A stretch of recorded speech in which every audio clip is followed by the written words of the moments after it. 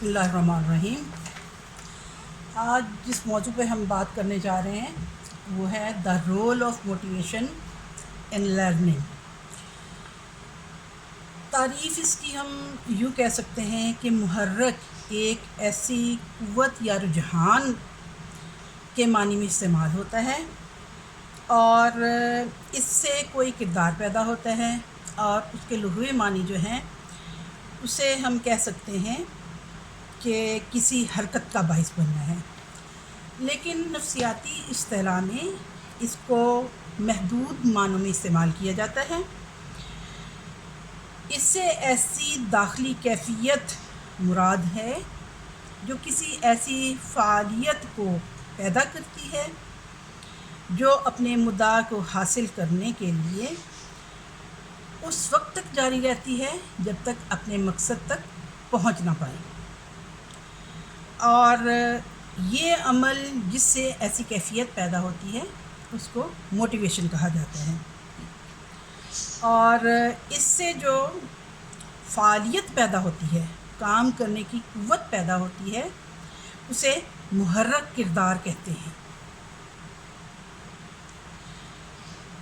اس کے کیا اصول ہیں؟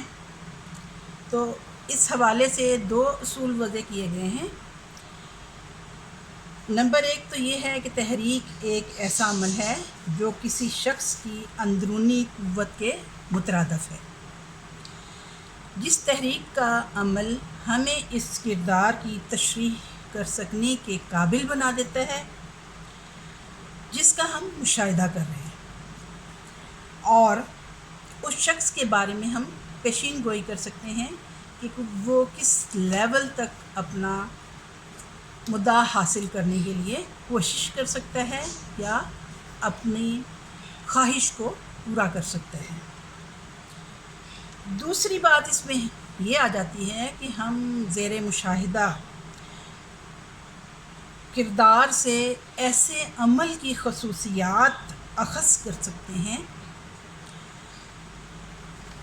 اور ان خصوصیات کے قابل اعتماد ہونے کا مطالعہ بھی کر سکتے ہیں، اور ان خصوصیات کے قابل اعتماد ہونے کا دار و مدار ان مشاہدات پر ہے، اور ان مشاہدات کی صحت اگر مشکوک ہو جائے تو تحریک کی خصوصیات قابل اعتبار نہیں ہوتی، لیکن اگر مشاہدے کی صحت پر شک نہ ہو تو پھر ہم کہہ سکتے ہیں کہ تحریک کی خصوصیات بھی قابل اعتماد ہوں گی۔ محرکات کو سمجھنے کے لیے 3 بنیادی صفات ہیں۔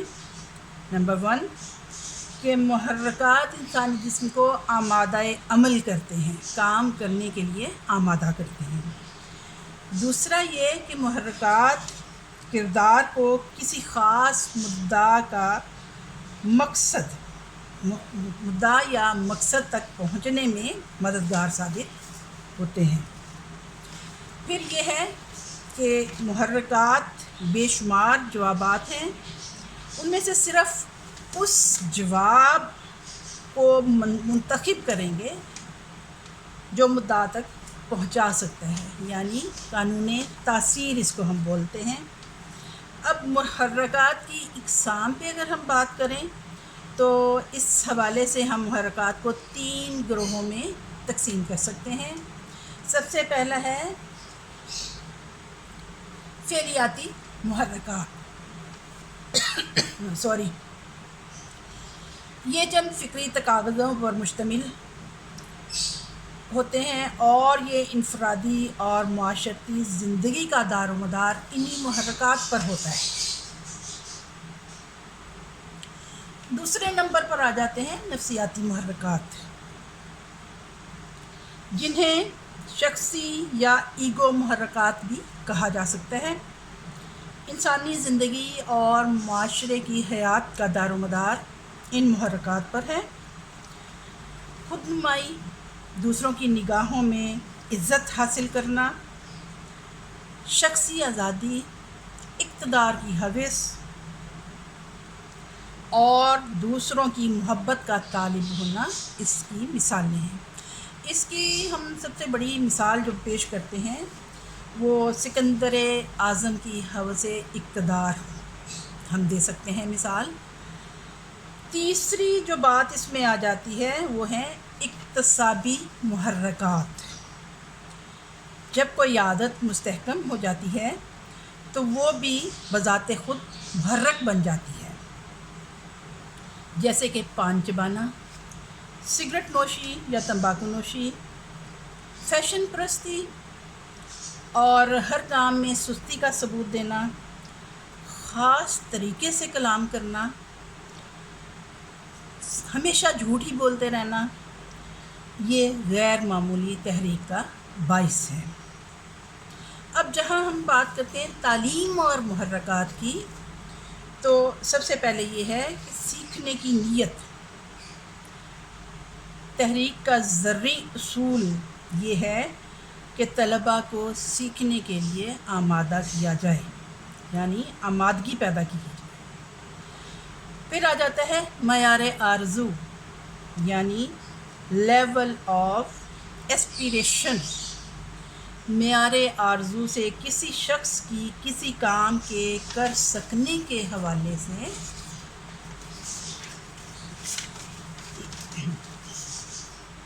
توقعات مراد ہیں۔ معیار آرزو ایک طرح کا مقصود ہے، بذات خود مقصود ہے، اور کوئی شخص اپنے لیے اپنی ہمت کے مطابق مقرر کرتا ہے، یعنی کس لیول کی کامیابی حاصل کرنی ہے۔ کسی نے اپنا گول کیا سیٹ کیا ہے، آیا اول آنا اس کا گول ہے، آیا کلاس میں پوزیشن لینا اس کا گول ہے، یا کہ اسکول بھر میں سے پوزیشن لینا اس کا گول ہے، تو یہ اس کا معیار ہوگا۔ پھر آ جاتا ہے ترقی کی رفتار کا علم، یعنی تیسرا پوائنٹ اس میں ہے ترقی کی رفتار کا علم۔ طلباء کو ان کے کام کی رفتار کے حوالے سے مطلع کرنا، اس کا اصطلاحی نام جو ہے وہ ہے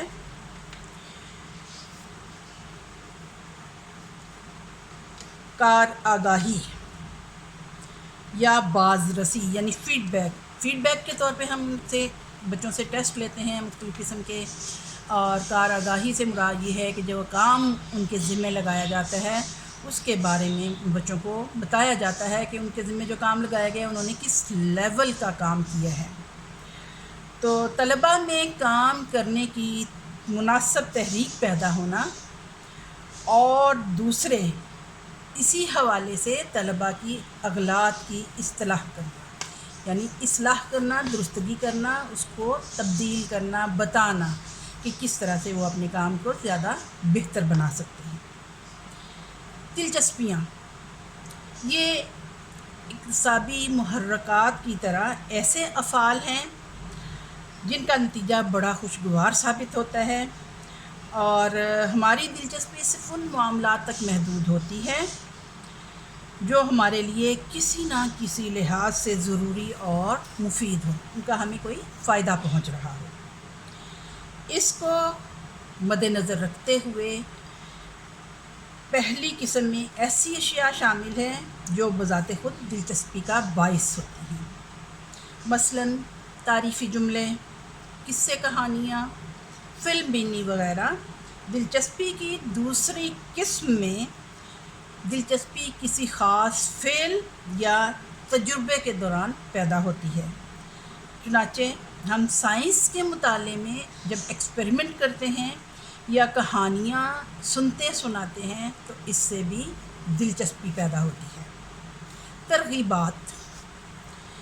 ترغیبات سے ایسی اشیاء یا حالات مراد ہیں جو کسی حاجت کا مدعا یا مقصود بن کر اس کی تسکین کا باعث بنتے ہیں، جیسے انعام کا لالچ۔ بچوں کو کہا جاتا ہے کہ اگر وہ اپنا کام جلد از جلد کمپلیٹ کر لیں گے تو ان کو انعام میں کہانیوں کی کتاب پڑھنے کو دی جائے گی، یا جیسے چھوٹے بچوں کو جلدی جلدی کام کرنے کے لیے موٹیویٹ کرتے ہوئے کینڈیز دی جاتی ہیں، کوئی کھلونا کھیلنے کے لیے دیا جاتا ہے۔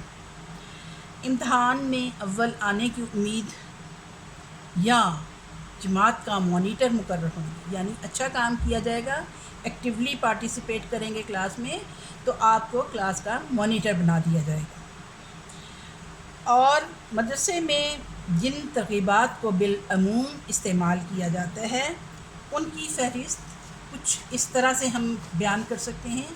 سب سے پہلی بات ہے جزا اور سزا، یعنی بچوں کو اچھا کام کرنے پر شاباش یا کسی انعام دے دینا چھوٹا موٹا، اور کام مکمل نہ کرنے کی صورت میں یا نکما پن دکھانے کی صورت میں سزا مل جانا۔ پھر یہ ہے مقابلے کی فضا پیدا کی جاتی ہے کلاس میں، کہ بچوں کے گروپس بنائے جاتے ہیں اور بچوں کو اس بات پہ آمادہ کیا جاتا ہے کہ وہ آپس میں ایک دوسرے سے مقابلہ کریں۔ پھر کامیابی اور ناکامی کا احساس، مثال کے طور پہ جو بچہ کامیاب ہوتا ہے اس کے لیے کلیپنگ کروائی جاتی ہے، اور جو بچہ ناکام ہوتا ہے اس کی سرزنش کی جاتی ہے۔ تو اس طرح سے یہ موٹیویشنل آپ کہہ سکتے ہیں ٹیکنیکس ہیں اسکولوں میں استعمال کرنے کے لیے۔ اب مدرس اور محرکات، یعنی ٹیچر جو ہے وہ کون سے محرکات کو استعمال کر سکتے ہیں، اس کے حوالے سے محرکات اور ترغیبات کو تعلم کے لیے بہت ضروری قرار دیا جاتا ہے، اور مدرسہ میں رہنمائی کی سفارشات کچھ اس طرح سے ہم قرار دے سکتے ہیں کہ بچوں کے سپرد بامانی کام کیا جائے جو ان کے تجربات سے پیوستہ ہو، یعنی بہت ٹف قسم کا کام ان کو نہ دیا جائے جو انجام دینے سے قاصر ہوں۔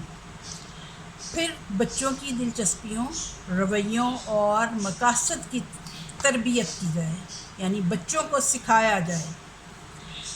پھر یہ ہے کہ مقاصد کا تعین کرتے وقت طلبہ کی ذہنی قابلیت اور صلاحیتوں کو ملحوظ رکھا جائے۔ یہ نہیں کہ بچے تو چھوٹی پرائمری کلاسز کے ہیں اور آپ ان کو پریکٹیکل کے لیے میٹرک لیول یا ایف اے لیول یا مڈل کلاسز کے تجربات ان کو کروانا شروع کریں۔ پھر محرک کے لیے مدعا و مقصود کا قرب سے مؤثر بنا سکتا ہے، یعنی کوئی ایسا مقصد بیان کیا جائے جس کو حاصل کرنے کا محرک بچوں میں پیدا ہو۔ بچوں کی دلچسپیوں کی تربیت بہترین محرک ثابت ہوتی ہیں۔ پھر انعام اور تحسین کا استعمال مؤثر انداز سے کیا جائے۔ سزا کو بطور محرک کم سے کم استعمال کیا جائے تاکہ بچے ڈسہارٹ نہ ہوں، پریشان نہ ہوں، اور ان کا کانفیڈنس لیول جو ہے وہ لوز نہ کر جائیں۔ مدرسین کی ذاتی قابلیت جو ہوتی ہے وہ بھی طلبہ کو کام کے لیے آمادہ کر سکتی ہے۔ استاد اپنی قابلیت کا استعمال کرتے ہوئے، اپنی ذاتی صلاحیتوں کا استعمال کرتے ہوئے طلبہ کو محرک دے سکتے ہیں۔ کام لینے کے لیے ایک کی بجائے مختلف محرکات کو بروئے کار لایا جائے، یعنی صرف انعام کا لالچ یا سزا کا خوف یا شاباش صرف دینے سے کی بجائے مختلف صورتحال کا استعمال کیا جائے، مختلف ٹیکنیکس کا استعمال کیا جائے، مختلف محرکات ہوں، زیادہ سارے محرکات ہوں جس کی بنیاد پہ بچے زیادہ بہتر کارکردگی کا مظاہرہ کر سکیں۔ پھر یہ ہے کہ طلبہ کو تعلیم کی اہمیت سے آگاہ کیا جائے تاکہ طلبہ اسے اپنی نشو و نما کے لیے ضروری تصور کریں، یعنی طلبہ کو صرف کتابیں رٹوانے کی بجائے تعلیم کے حوالے سے ان کی جو بنیادی طور پہ ضرورتیں ہیں ان کو بھی پورا کیا جائے، اور ان کو ان ضرورتوں سے تعلیم کی اہمیت سے بھی آگاہ کیا جائے تاکہ وہ بہتر انداز میں اپنی تعلیم مکمل کر سکیں۔ Okay, thank you.